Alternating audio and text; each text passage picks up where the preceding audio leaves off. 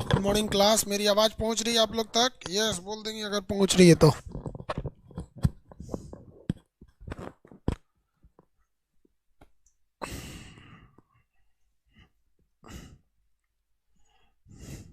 चलिए यस, आते हैं हम लोग। आप इससे पहले के क्लास में आपको म्यूनिसिपैलिटीज़ तक पढ़ाए थे। म्यूनिसिपैलिटीज़ यानी नगर पालिका तक पढ़ा दिए थे। हाँ, काफ़ी लंबा गैप हो गया था क्लास में। आवाज़ जा रही है ना?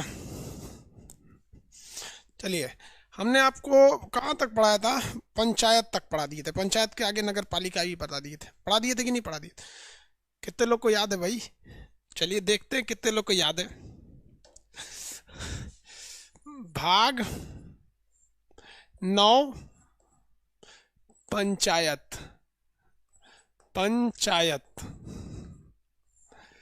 वही अगर भाग करेंगे, भाग 9 का क तो नगर पालिका। नगर पालिका इंग्लिश वाला क्या कहेगा? म्यूनिसिपैलिटीज। इसका क्या था भाई? अनुच्छेद आर्टिकल 243 क से लेकर औड़ा तक। इसमें भी भैया 243 में थे सब, लेकिन इसमें कहाँ से था? पी से लेके आगे तक था। यहाँ पर सब 243 के क ख ग घ में पूछेगा, ये याद रखने की जरूरत नहीं है क ख ग में कहाँ से पूछ रहा है। ठीक है, आगे बढ़े। इसकी बात बताइए तो पंचायतों को कितने विषय दिए गए हैं? 29 विषय। इसे कितने दिए गए? 18 विषय।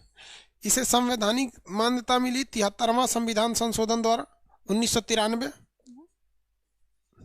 इसको मिला भी तो भैया 74वां संविधान संशोधन द्वारा। इसकी चर्चा किस अनुसूची में है? अनुसूची संख्या 11 है इसकी चर्चा। अनुसूची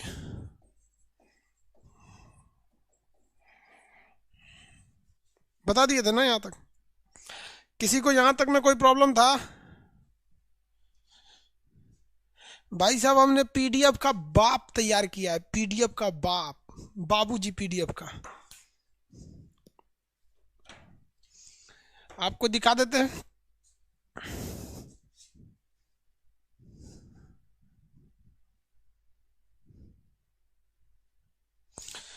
कह रहा है कि भाई ब्लेजर में तो अच्छे लग रहे हैं हम। खराब कब थे बकलवा? ई देखो, पढ़ो इसको, पढ़ो क्या लिखा हुआ है इसमें, पढ़ो। NCERT। उल्टा दिख रहा है क्या कैमरा में? सीधा दिखता है कि नहीं दिखता है जी? कैमरा में देख लेते हैं। हाँ, सीधा तो दिखता है। आप लोग के लिए 3000 से ज्यादा क्वेश्चन बना दिए और सारे के सारे चैप्टर वाइज क्वेश्चन है। देखो कितने नंबर पे चल रहे हैं? स्थानीय स्वशासन पे चल रहे हैं। 12 नंबर पे ना स्थानीय स्वशासन। इस पे पूरा का पूरा क्वेश्चन है। हम एक दो क्वेश्चन इसमें से पूछ के आपसे देख लेते हैं कितना बता सकते हैं आप लोग। मौलिक कर्तव्यों को किस समिति की सिफारिश पर लागू किया गया? तो बच्चा का क्वेश्चन है। आप भाई देखो, इसमें टोटल जो है ना, इसमें इतनी किताबें हमने दे दिया है। ये कितनी की बुक होगी आपको आइडिया लगता है? ये खूब से खूब होगी आपकी तो कितना बता दें हम आपको। मान के चलिए इसको 40-50 रुपए की बुक है। और इसमें ना आपको बताते हैं कलेक्टर तक का क्वेश्चन है, यूपीएससी तक का। क्योंकि एनसीईआरटी किताब आपके पास पढ़ने के लिए इतनी टाइमिंग नहीं है, इसलिए आप हमसे थ्योरी पढ़ लिए हैं, लेकिन क्वेश्चन हम वही वही उठा के डाले हैं जो केवल और केवल एनसीईआरटी से रेज्ड है। इसमें थोड़ा सा टाइम लग गया। अब बात समझिए ध्यान से। जहां किताब लिखी छपती है, मशीन मेरा नहीं, हम छपवाते हैं, छपवाने का जो कॉस्टिंग आता है वो सब ठीक। उस सब लोग के साथ हम मंडे के दिन यहाँ डिस्कस कर लिए थे इसके प्राइसिंग कम के लिए। और उसको वो वहां गया करा कि सर हम आपकी बुक तो डिस्पैच कर दी है, लेकिन हम कोरोना पॉजिटिव हो गए। अरे यार, सोचा कोरोना पॉजिटिव हो गया, 2 दिन तुम हमारे साथ सोया था, हमारे यहाँ मेरे घर पे रुका था। सोचा तू तो कोरोना पॉजिटिव हो गया तो हम क्या बचे होंगे? हमको डर लग गया यार, तो हम चले गए कोरोना जांच कराने। अब आपको पता है कोरोना जांच करने में बड़ी मुश्किल होता है, 2 दिन 3 दिन लग जाता है रिजल्ट आने में। और जब तक नहीं आता है तब तक हम स्टूडियो नहीं आ सकते हैं, क्योंकि यहाँ के स्टाफ वगैरह का जान खतरे में हो जाएगा। मान के चलो हमारी इम्यूनिटी ठीक है, कहीं हम बच गए दूसरे को हो गया। तो ये जो क्लास थे इसके बीच में कोरोना जांच वगैरह को लेकर थोड़ा सा समझे। अब निगेटिव है फाइनली, तो इस समय में भी हमने आप लोग के लिए अच्छा ही सोचा। वो अलग बात है कि आप अपने हिसाब से सोच रहे हैं तो आपको लग रहा है नहीं सर खान सर 3 दिन का छुट्टी मार दिए 4 दिन का, लेकिन आप देखिए यार ये 3 दिन में भी हम कोरोना जांच के लिए थे और आपके लिए बुक फाइनल कर दी। आपको कौन बताए भैया, आप इतना मेहनत से खोजना पड़ता है, क्वेश्चन को एराइज करना पड़ता है, 3000 क्वेश्चन बना देना, चैप्टर वाइज बनाना, एनसीईआरटी से उठा के बना देना, इतना करके। अब इसके पेज गिनोगे तो आपको 144 पेज, 144 पेज, बहुत सस्ती किताब है। अब हम इसका प्राइस मतलब अभी हमको कंफर्म नहीं है, क्योंकि हम पूछ लेंगे भैया कितने का इसमें लागत आया, वही आप दे दीजिएगा। समझ में आ गया?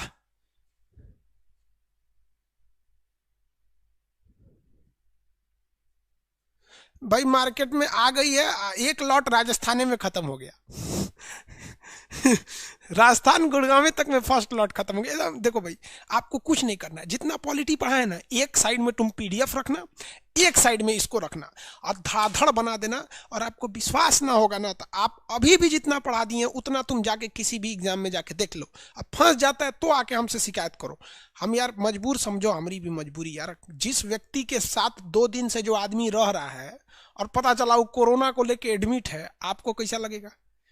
फिर हम किसी के साथ आएंगे जाएंगे तो उसको भी तो हो जाएगा, हम अपनी ड्राइवर को भी जान खतरा में नहीं ना डालेंगे।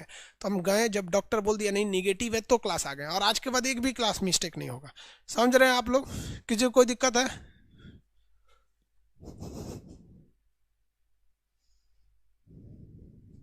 इतना जल्दी कैसे तैयार कर दिए? अरे बेवकूफ कहेंगे 3 दिन में बुक तैयार थोड़ी हुआ यार, लिख तो बहुत दिन से रहे थे। जब छपने के लिए जाती है वो 3 दिन लग गया, 3 दिन में यहाँ पर। और भी फुल फुल कलर्ड में लेके आए हैं आप लोग को कि बाबू सब का आधा मेरा स्टूडेंट तो मोतियाबिंद का मरीज होता है। देखो यहाँ एंग्लो इंडियन क्या है, पिछड़ा वर्ग आयोग क्या है, लेटेस्ट एकदम यहाँ पर है। एकदम समझ में आ गया कि नहीं आ गया? यहाँ हम फोटो वोटो सब दिए अपना, देखो सब समझ में आ रहा है कि नहीं आ रहा है? हर चीज जाके रखें, पढ़ लियो। और बात पूछता है कि सर क्वेश्चन कहीं नहीं देते? रे बकलोलवा 3000 क्वेश्चन दे दिए, आप कितना क्वेश्चन देंगे? अच्छा जरा सोचो, हम तुम्हें 3000 क्वेश्चन का अगर पीडीएफ दे देते हैं तो उसको तुम छपवाओगे तो 100 रुपया लगेगा। ये तुमको 40-50 रुपए की किताब मिल जाती है, ये हमेशा सुरक्षित रहेगा। पीडीएफ सही है या किताब, अब तुम जो बोले यार। अगर हम ये 144 पेज तुमको पीडीएफ दे देते हैं तो 1 रुपया भी अगर लेता है निकालने का तो कितना रुपया लगेगा? 144 रुपया। तो ये आप लोग के लिए, ठीक है?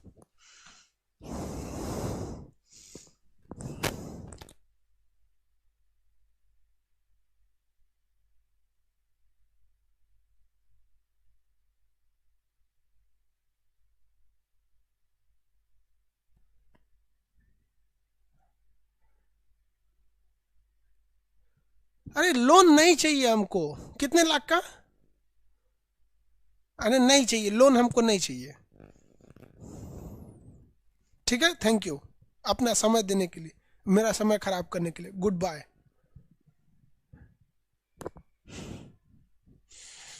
सजाई लोन देगा हमको, यहाँ पे जितना लोन देगा उतना किताब बेच के हम सेना को दे दिए, और उसका आपके लिए एक वीडियो बना देंगे सेना के साथ खाना वाना खाओ के साथ में। वो लोग ने टाइम दिया कितने दिन आ सकते हैं। बहुत बहुत धन्यवाद है यार, आप लोग का पैसा सेना को जाने वाला है। ठीक है, आधा सेना को आधा अनाथ आश्रम को। अब स्टार्ट करते हैं। यहाँ तक में बता दिए थे बकलोल सबको। पंचायत कितने स्तर का था आप बताओ? अब क्वेश्चन बताओ, पंचायत कितने स्तर का था?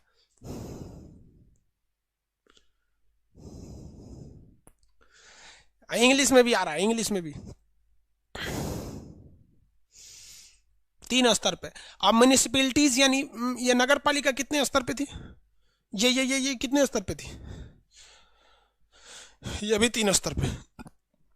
किस अंग्रेज वायसराय को स्थानीय स्वशासन यानी पंचायत का जनक कहा जाता है?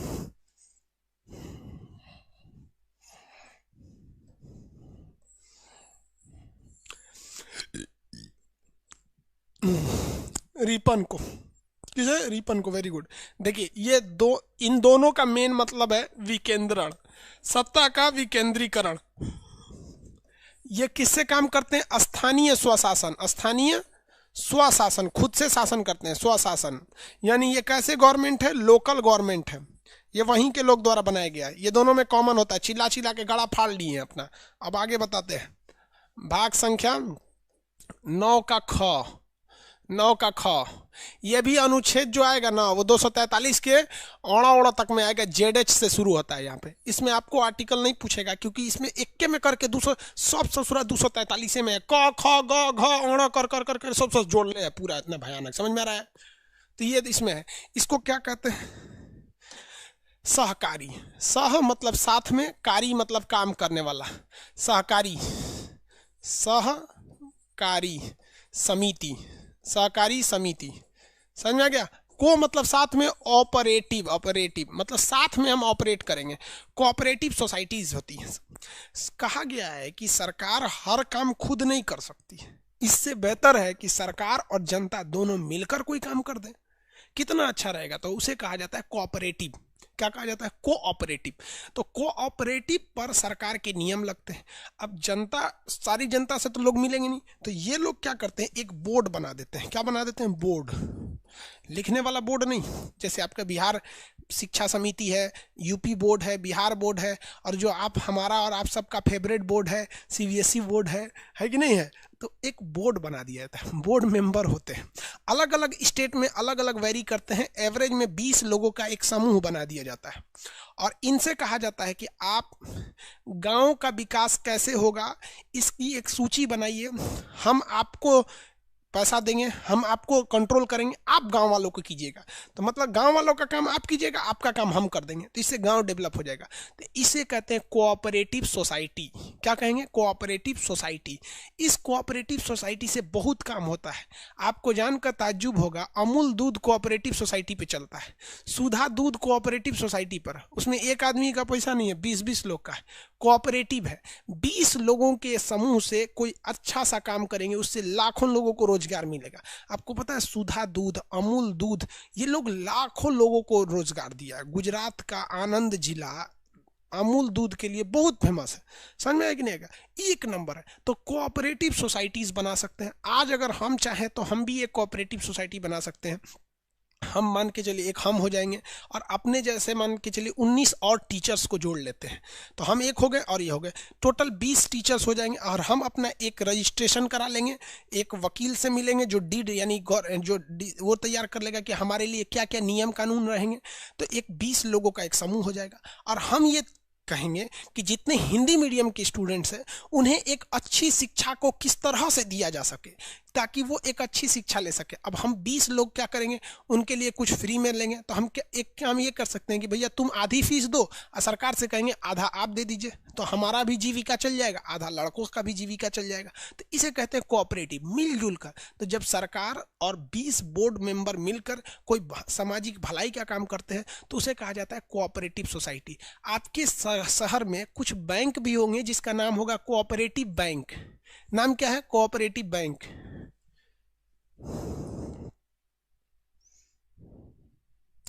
पंचायत सचिव का काम क्या होता है, सचिव का कहीं भी सचिव का काम क्या होता है, एडवाइज करना। इसको इंग्लिश में कहते हैं सेक्रेटरी या एडवाइजर का काम कहा जाता है। वो हर चीज को की सलाह वगैरह देते रहता है। आप लोग में से किसी को पता है कोऑपरेटिव, कितने लोग कोऑपरेटिव बैंक देखे हैं?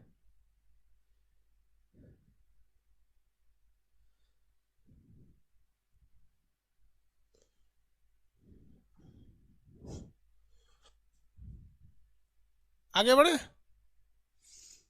चलिए। हम खुद चाहते हैं एक कोऑपरेटिव बैंक फॉर स्टूडेंट्स बनाना। हम एक बैंक बनाना चाहते हैं जिसका नाम रहेगा कोऑपरेटिव बैंक फॉर स्टूडेंट्स। इसके लिए एक हम हो जाएंगे और हमें 19 और टीचर्स की जरूरत है। 19 टीचर्स की जरूरत है, यानी हमें लेकर 20 होना चाहिए। ऐसे टीचर्स हों जिसमें इतने लोग हों और हर टीचर क्या करे, कुछ उसमें से पैसे मिलाए, कुछ क्या करे, पैसे मिलाए। जैसे हम आप लोग से कह देते कि भाई एक काम कीजिए, आप तो अपनी ज़िंदगी बिता लिए, अब एक काम कीजिए, आप 10-10 रुपये की सहयोग कीजिए। मान के चलिए कि कुछ आप लोग से 10-10 रुपये ले लिए, आप 10 रुपया देंगे, आपको कोई तकलीफ नहीं होगी, लेकिन वो पैसे एक बहुत बड़ा आ जाएगा, उसमें से हम कुछ पैसे लगा देंगे। तो मान लीजिए 1 करोड़ रुपया ऐसे कलेक्ट करके कुछ आप दिए कुछ हम देके, मान के चलिए हमने 1 करोड़ रुपया लगा दिया। तो हम 1 करोड़ लगाएं और टोटल ऐसे ऐसे 20 टीचर मिल जाएंगे तो कितने करोड़ रुपए हो जाएंगे, 20 करोड़ रुपए हो जाएंगे। तो मेरे पास टोटल बैंक में कितने करोड़ हो गए, 20 करोड़ रुपए बैंक में हो गए। तो हमने एक बैंक खोल दिया। अब बैंक का नाम क्या रख दिया? Cooperative bank for students.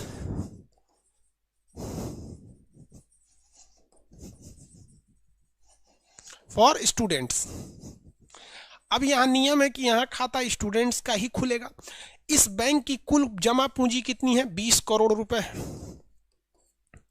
इस 20 करोड़ रुपए पर बराबर बराबर शेयर है कितने लोगों का? 20 टीचर्स का।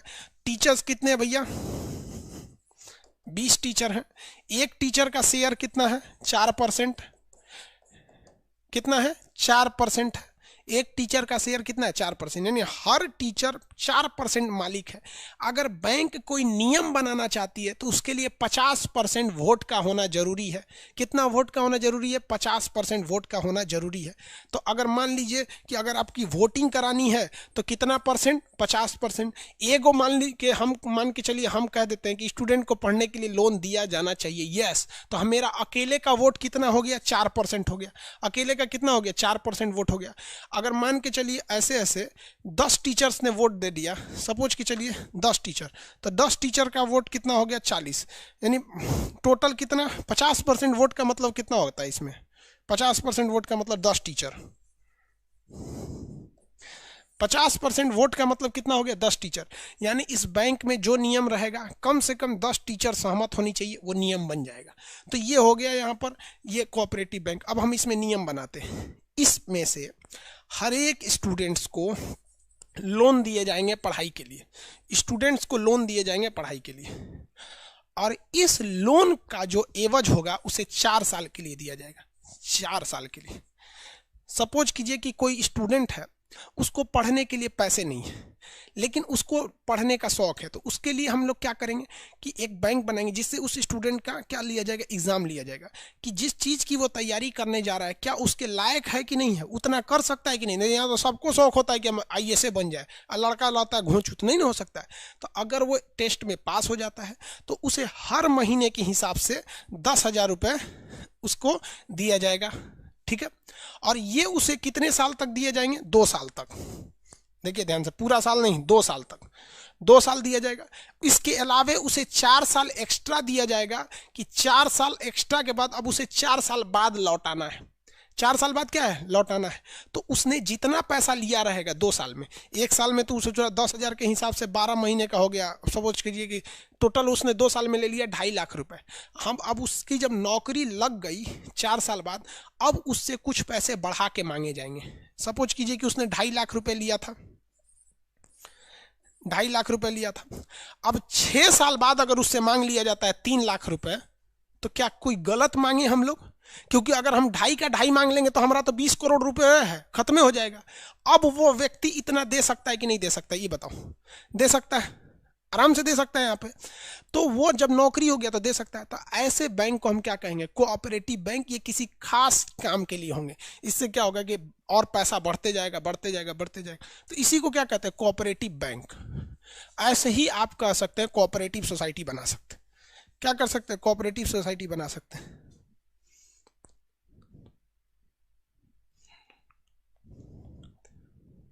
आगे बढ़े।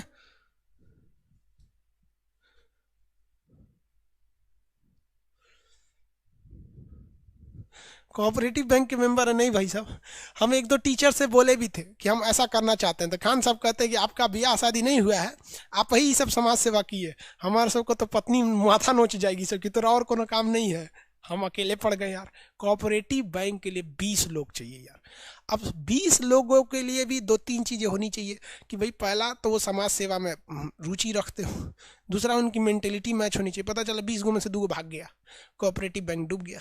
तो ऐसी कोऑपरेटिव चीज़ें बनाई जा सकती हैं, और हमको ज़रूरत पड़ेगा तो हम सरकार से सहायता ले सकते हैं। मान के चलिए हमको समझे में नहीं आ रहा है कि बैंक का काम कैसे करना है, तो हम सरकार को कहेंगे तो सरकार अपने पैसा से मेरे कोऑपरेटिव बैंक को, हमको, मेरे बाकी बोर्ड मेंबर को ट्रेनिंग देगी कि बैंक कैसे चलाया जाता है, एग्जाम का सिलेबस कैसे तैयार किया जाए। हम सरकार से कह देंगे कि देखिए हम तो इतना समाज की भलाई कर रहे हैं, एक काम कीजिए ना, एग्जाम वाला लड़कवन का आप ले लीजिए, तो वो हेल्प कर देगी, तो सरकार हमें हेल्प करेगी, हम उसका कर देंगे। कितना अच्छा है कोऑपरेटिव से, तो सरकार भी इससे पैसे मिलते हैं। तो हमको अगर मान लीजिए कभी पैसा घटा तो सरकार भी दे देती है हमको कि देख भैया तुम्हारा बैंक डूबने वाला है, लड़का सब तो है, अभी 4 साल पढ़ेगा तब ना लौट आएगा, शुरुआत का 6 साल तो 1 रुपया नहीं आएगा, तो शुरुआत के 6 साल तक गवर्नमेंट हमें क्रेडिट लोन दे सकती है, फिर स्टूडेंट लौटाएगा तो हम सरकार का लौटा देंगे, लेके भाग गया तो सोच रहा हमारा बैंक डूब जाएगा। समझ में आ रहा है कि नहीं आ रहा है? Cooperative bank. तो कोऑपरेटिव सोसाइटीज वगैरह कहाँ पे है?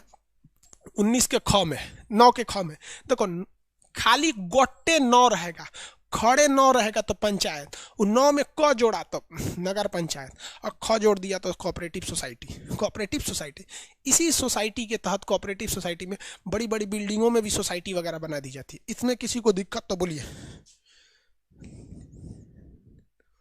विजय माल्या का घर नीलाम हो जाएगा।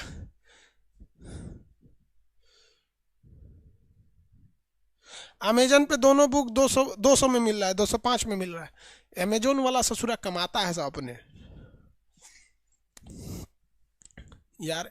अमेजोन पर ये बुक 72 रुपये में मिल रही है, 72 में मिल रही है। ऐसे एगो हिस्ट्री का भी आ गया है। पॉलिटी का बैच है तो आप लोग इसको जरूर ले लीजिएगा, पॉलिटी वाला। नहीं तो फिर खत्म हो जाएगा, तो हल्ला मत कीजिएगा यहाँ पे। इसको सबसे ज़्यादा पता है कहाँ के लड़कों ने खरीदा है? दिल्ली मुखर्जी नगर में। जितने आईएएस की तैयारी करते थे सब जाके वहाँ पे लूट लिया सब, वहाँ मुखर्जी नगर वाला। कि जो एक के किताबिया में हर चीज़ें, हम आईएएस वालों को क्या कहा जाता है? बाबू आईएएस बनना है, पीसीएस निकालना, एनसीईआरटी पढ़ लो। पढ़ लिया है, घंटा कौन क्वेश्चन आएगा पता नहीं है। में 3000 क्वेश्चन केवल पॉलिटी का चैप्टर वाइज। अब कौन चीज पूछना है उसको, धड़ाधड़ उधर एनसीईआरटी पढ़ लिया, इधर ई बना लिया, मस्त हो गया, वही लेके चल गया सब। तो तू लोग झाल बजाना लो, खत्म हो जाएगा। तो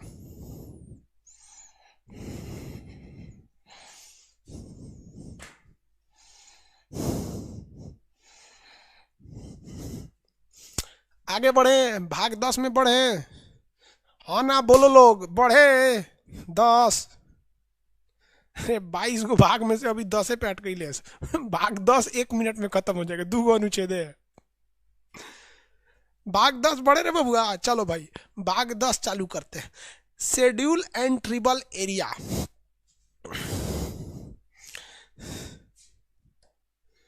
देखिए भाग 10 ये क्या कहता है? अनुसूचित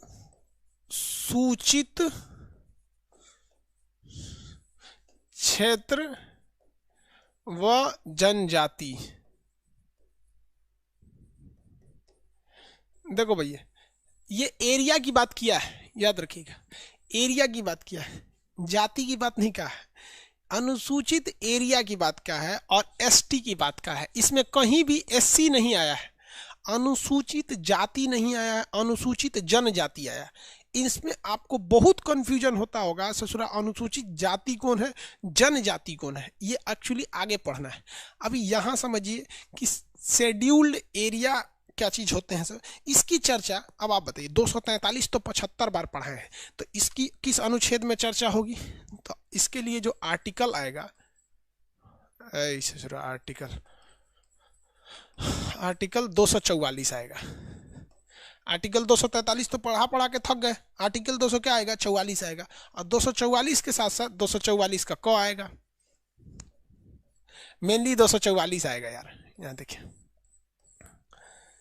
244 और 244 का क क्या है कि हिंदुस्तान में कुछ ऐसे एरिया हैं जिन्हें सरकार ने अनुसूचित कर दिया। अब आपके दिमाग से उतर गया अनुसूचित क्या होता है, शेड्यूल कर दिया। जैसे हम अपने बैच में कुछ लड़कों को शेड्यूल कर दिए हैं, अनुसूचित कर दिए हैं कि ये पड़ोसी का है सब। उनके कमेंट पे कोई ध्यान नहीं देता है, क्योंकि पता है कि साले आएंगे तो गरिया के जाएंगे, उल्टे सीधे होते हैं। तो हमने उन्हें क्या कर दिया, एक अलग लिस्ट बना दिया है। उस लिस्ट का नाम क्या है? पड़ोसी की औलाद, है कि नहीं? हम उसको अलग डिजाइन से ट्रीट करते हैं। बात समझिए, हम आपको समझाने के लिए कह रहे हैं, वो ससुरे सुधरबे नहीं करेंगे। तो संविधान में भी राष्ट्रपति को यह अधिकार दिया गया है कि कुछ एरिया को, ऐसे एरिया जो बहुत ज्यादा पिछड़ गए हैं, अगर आप उन्हें सुधारिएगा तो बुरा मान जाएंगे। तो उस एरिया को आप शेड्यूल्ड कर दीजिए, अनुसूचित कर दीजिए, और अपने आईएएस अधिकारी, डीएम, एसपी, कमिश्नर सबको आदेश दीजिए कि इस एरिया में जाओगे तो तुमको उसी हिसाब से काम करना पड़ेगा, वहाँ हिंदुस्तान का नियम नहीं लगेगा। अब आप बताओ, अगर हम गले में आदमी का कंकाल लेके घूमेंगे, हाँ, तो जब पुलिस हमको उठा ले जाएगी, जो मर्डरर है, ये जिहादी है, कंकाल जिहाद कर रहा है, खान साहब जिहादी घोषित कर देगा, कंकाल लेके घूम रहा है। लेकिन वही नागालैंड के लोग, आसाम के लोग कंकाल लेके पूजा करते हैं, कोई दिक्कत होता है? नहीं। क्यों? क्योंकि उनको स्पेशल अधिकार दिया गया है हमारे संविधान में, और यह संविधान यह अधिकार देता है भाग 10 के तहत कि कुछ ऐसे एरिया हैं, इसके लिए हम लोगों ने एरिया को स्पेशलाइज किया है। कहाँ कहाँ पर? तो असम, मेघालय, त्रिपुरा, मिजोरम, इसको स्पेशलाइज कर दिया है। और इन एरिया को हम लोगों ने रखा है अनुसूची 5 में। अनुसूची कितना में है भैया? 5 में।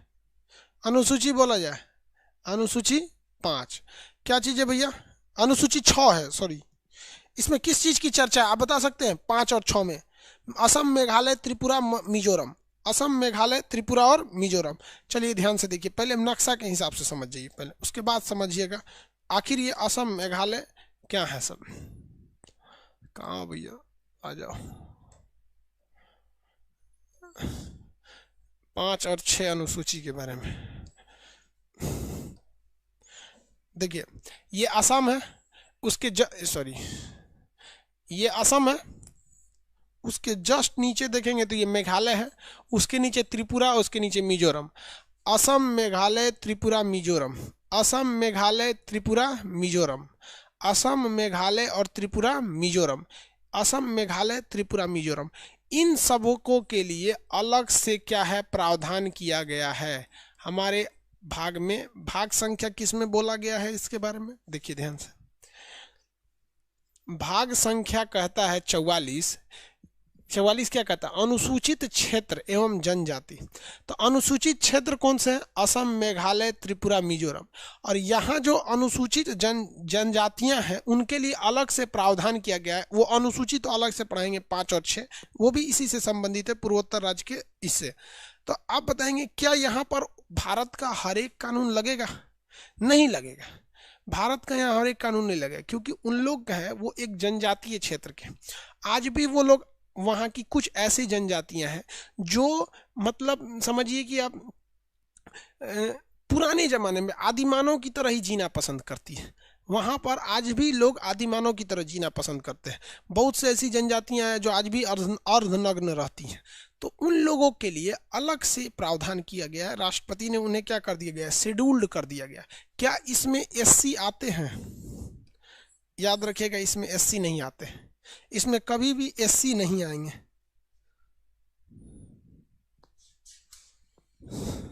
अनुसूची पूरा पढ़ाइए ना सर, ए बकुलोलवा, अनुसूची आएगा तो पढ़ाइबे करेंगे। ब्रह्मचारी रक्षा मंत्री तो कुछ ज्यादा कूदता है। ये क्या कह रहा था? कोई भी खान सर का बुक मत खरीदना। ब्रह्मचारी रक्षा मंत्री बोल रहा था कि नहीं बोल रहा था? ये बोल रहा था ब्रह्मचारी कि कोई भी खान सर का बुक मत खरीदना। ये बात बताओ, तोरा बोलना से ज्यादा इफेक्ट पड़ेगा कि हमरे बोलने से? नहीं ना। लेकिन तू परिचय दे देता है कि हम किसके लिए हैं, मतलब बताओ, अपना परिचय जरूर देता है। कल के बैच में कह रहा था कि कोई भी खान सर का बुक मत खरीदना। मत खरीदो यार, हमारा लॉस होगा। हाँ, मतलब हमको लॉस होगा। तुम देख रहे हैं इंडिया लेवल पे बुक का शॉर्टेज है। 6 लाख का 6 लाख बुक खत्म हो गया। ये कैंपेनिंग करने चला है। हल नाम लिख ले, ब्रह्मचारी रक्षा मंत्री। कल कह रहा था कोई भी खान सर का बुक मत खरीदो, बाइकआउट करो। इस सब को हम अलग शेड्यूल में रखे हैं। खैर छोड़ो, हटाओ, यहाँ पे आगे आते हैं। तो अनुसूचित, अब देख, क्या भारत का जो संविधान हम लोग के लिए लागू होता है, जो नियम कानून हम लोग के लिए लागू होता है, क्या वो अनुसूचित क्षेत्र के जनजातियों पे लागू होगा? नहीं लागू होगा। बाबूआ ध्यान से समझियो, क्या वह नियम पूरे आसाम में लागू होगा? नहीं। याद रखो, यहाँ दो बातें बोला है, वह अनुसूचित क्षेत्र होना चाहिए और उस अनुसूचित क्षेत्र की वह जनजाति होनी चाहिए।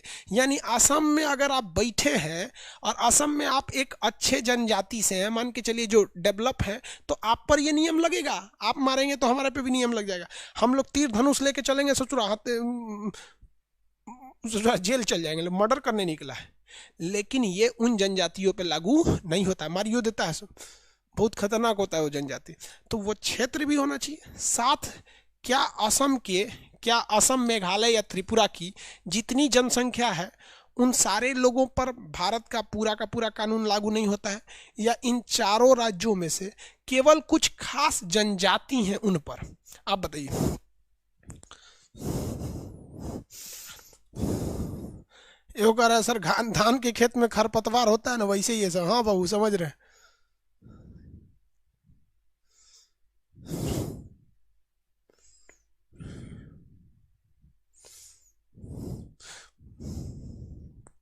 पूरे पे लागू होगा नहीं रे बबुआ, पूरे पे लागू नहीं होगा। असम कुछ खास जनजाति पर लागू होगा। जैसे हम आपको एक एग्जांपल देते हैं, देखो ये जो राज्य है मेघालय, इस मेघालय राज्य में एक जनजाति रहती है मिकीर। ये असम में भी पाई जाती है, मेघालय में भी पाई जाती है, दोनों में है। जैसे आप कैसे देखिएगा, संथाल लोग झारखंड में भी पाए जाते हैं, बट बिहार से सटा है तो उसमें भी पाए जाते हैं। पहले झारखंड बिहार तो एक ही में थे, सन 2000 में तो अलग हुआ है वहाँ पे। अब ऐसा थोड़ी होता है यार कि कोई जो जनजाति मध्य प्रदेश में है, केवल मध्य प्रदेश में, उससे सटे हुए राज्य में भी थोड़ी बहुत पाई जाते हैं। तो वैसे ये मिकीर, अब आपको पता है मिकीर जनजाति में क्या होगा? आप कहीं भी जाते होंगे तो आप अपना एड्रेस में क्या लिखते होंगे? Son of. आप किसके मतलब बेटे हैं, आप अपना नाम लिखते होंगे, फिर सन ऑफ लिखते होंगे। समझ में आ गया कि नहीं आ गया? और अगर पड़ोसी के हैं तो पड़ोसी वाला लिखते होंगे। बात समझिए, ये सन ऑफ लिखते हैं ना। आप कहीं पे भी अपना पोस्टल डिलीवरी करते हैं या कोई चीज़ मंगवाते हैं तो आप अपना नाम लिखते होंगे, फिर सन ऑफ लिखते होंगे। लेकिन ये मिकीर जनजाति वाले कहते हैं कि ना, बाप जन्म दिया है, जन्म तो माँ दी है, बाप कौन सी किया है, बाप जन्म नहीं दिया है। समझ में आ गया ही नहीं आएगा? जन्म तो माँ ने दिया, और रियल में ही माँ ही तो ज़्यादा पाली रहती है। माँ क्या होती है? ज़्यादा पाली रहती है उसको। तो अगर इस तरह से देखेंगे मानवता के हिसाब से तो माँ का ज़्यादा अधिकार हो जाता है। वो अलग बात है कि बायोलॉजी के हिसाब से देखेंगे तो दोनों का अधिकार बराबर है, बट ऐसे तो जो है, तो इन लोग का कहना है कि नहीं, बाप 9 महीने पेट में थोड़ी रखा है, माँ ने 9 महीने रखा है। उसके बाद भी माँ उस बच्चे का लेट्रिन, पेशाब, पैखाना सब साफ करती है, बाप नहीं करता है। इसलिए ये लोग माँ को वैल्यू देते हैं और मदर ऑफ लिखते हैं, सन ऑफ और डॉटर ऑफ, यानी ये माँ का नाम लिखता है, माता का नाम। अब किसी भी डॉक्यूमेंट्स में आप एसएससी का फॉर्म भरते होंगे या किसी चीज़ का फॉर्म भरते होंगे तो ज़्यादातर में आपके पिता का नाम पूछता है, नहीं तो दोनों का नाम पूछता है। ऐसा देखें हैं कि नहीं देखें? लेकिन वहाँ का स्पेशली है, वहाँ अगर कोई डीएम एसपी को भेजा जाएगा ना तो उससे कहा जाएगा कि किसी बच्चे को बुलाना और पिता का नाम मत पूछना, ना तो भड़क जाएगा, 1-2 लाख दे देगा तोरा, माता का नाम पूछना। तो ये जो रूल है, रेगुलेशन हमारे देश के हैं, वो वहाँ पर 100% आप नहीं थोप सकते। आप उस नियम को 100% नहीं थोप सकते, लेकिन याद रखना चाहिए कि वह क्षेत्र भी अनुसूचित होना चाहिए और जाति भी होनी चाहिए। लेकिन हम आपसे पूछते हैं, यही मिकीर जनजाति अगर उठ के दिल्ली आता है तो क्या इस पे नियम, क्या वो छूट इसको दी जाएगी? नहीं दी जाएगी। भाई साहब, आप भले अपनी जनजाति के हैं, लेकिन आप वो अनुसूचित क्षेत्र में नहीं हैं। ये प्रिविलेज, ये सुविधाएं, ये छूट ऐसे जनजातियों को उन्हीं के जो अनुसूचित क्षेत्र है उसी के बीच मिलना चाहिए, अदरवाइज में नहीं मिलेगा। किसी को कोई दिक्कत है तो बोलो। आगे बढ़े। हाँ, अपने क्षेत्र में ही मिलता है। Very good. कहाँ मिलेगा भैया? वो अपने क्षेत्र में ही मिलेगा। तो अनुसूचित जनजाति जाति के बारे में आप समझ गए कि नहीं समझ गए?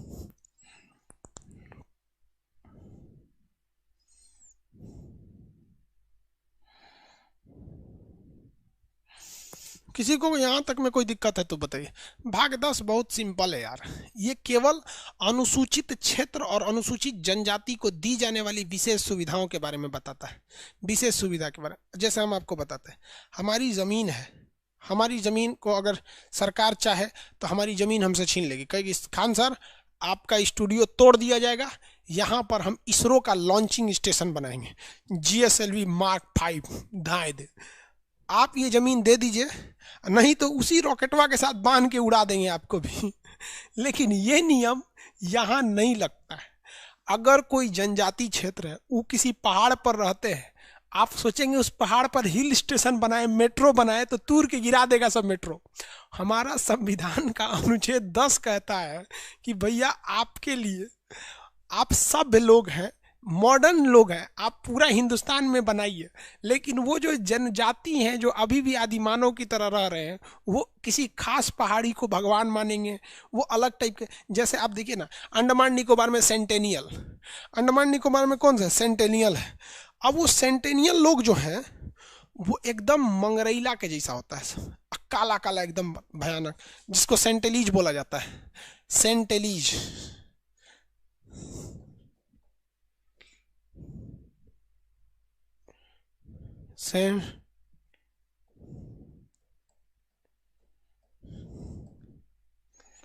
सेंटेलीज आइलैंड,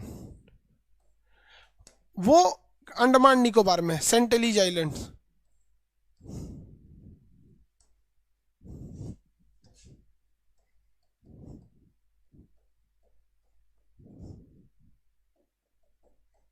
देखिए सेंटेलीज आइलैंड के लोग को दिखाइए, दिखा रहे भाई। सेंटेलीज जो लोग होते हैं पूरा का पूरा काले काले होते हैं सर। इसके बारे में किसी को कोई अभी तक जानकारी नहीं है सेंटेलीज को।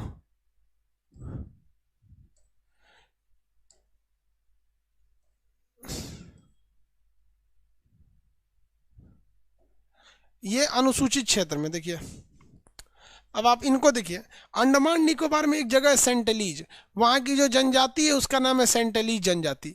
वो अभी भी नंगे नंगे रहता है, ऐसे देखिए, पूरा मंगरैला की तरह रहेगा, एकदम भयानक काला काला, यहाँ पे तीर धनुष लेके रहता है। अब ये लोग की इतनी अजीब है कि एक आइलैंड है, द्वीप है छोटा सा अंडमान निकोबार में, इनकी संख्या लगभग 40 से 50 के बीच में है, एक के परिवार हैं सब इन सब। आई एकदम नंगे रहता है ऐसा काला काला मंगरैला के जैसा। और